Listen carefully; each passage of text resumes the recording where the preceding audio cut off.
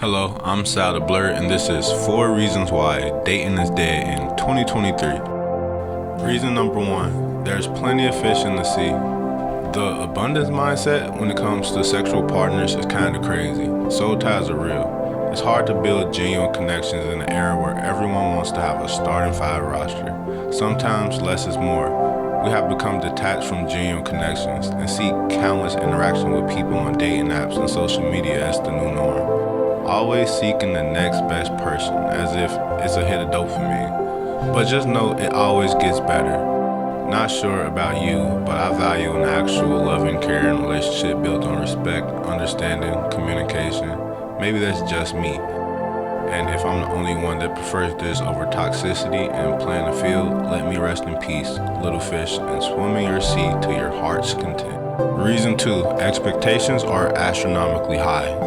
Expectations are as high as the egos of women that make content feeding off the energy of pandering men, and honestly, I can't blame them. It gives them a sense of superiority, but with great strength comes great responsibility, superwoman. Many women abuse this strength, then go into the dating field and can't retain the man they truly desire.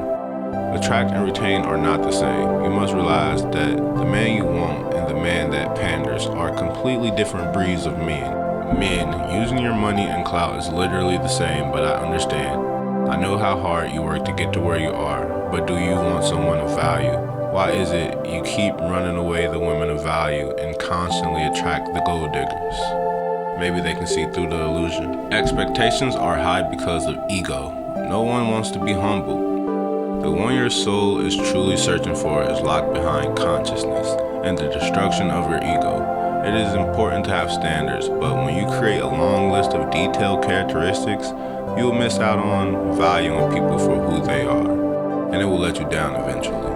Reason number 3, social media fuels the fire, and not in a good way. Social media and dating is very destructive, just like fire. I'll try to keep it strictly on a dating topic, but it creates tension and a lot of competition between people. Everyone searches for validation, for likes, comments, and even judge other people because of the lack of validation. It's very toxic and cringe. People are so detached from reality. Social media, using dating apps is literally plugging yourself into the matrix. I guess you love the dopamine hit of swiping through potential matches, going through cycles of depressions, or maybe even heartbreak. So many people on social media log in and pick their personality as if it's their avatar. Just allowing so many vibrations into your personal world, it can create chaos. Be aware of the amount of people that you are allowing into your life and what type of energy do they bring. Wise man said, listen not to their words, but watch their actions. Social media makes you fall in love with the words and stage actions, aka illusions. And you may get lost in what you hear and see on the screen. So now you are invested in an illusion. And this starts the next cycle of pain because you weren't aware of their actions. How could you be if you never truly interacted with this person? You are invested emotionally. And when you see this person and you notice red flags, you're more likely to ignore them because of how you already perceive this person. In your mind, you have a pre-made reality of this person because you fell in love with the illusion. A lot of people are weak, and social media yanks you around like a puppet. It knows everything you want to see, and it gives it to you. You consume it blindly while never being satisfied, and you do the same thing with your dating life. 4th and final reason, ghosting someone is just much easier. We're in a generation where not being honest with yourself and living through your ego is being normalized. So yeah, I understand why most people rather ghost someone. If I can't be honest with myself and do the inner healing, face my inner trauma or whatever internal turmoil one may face, how could I really open up to you?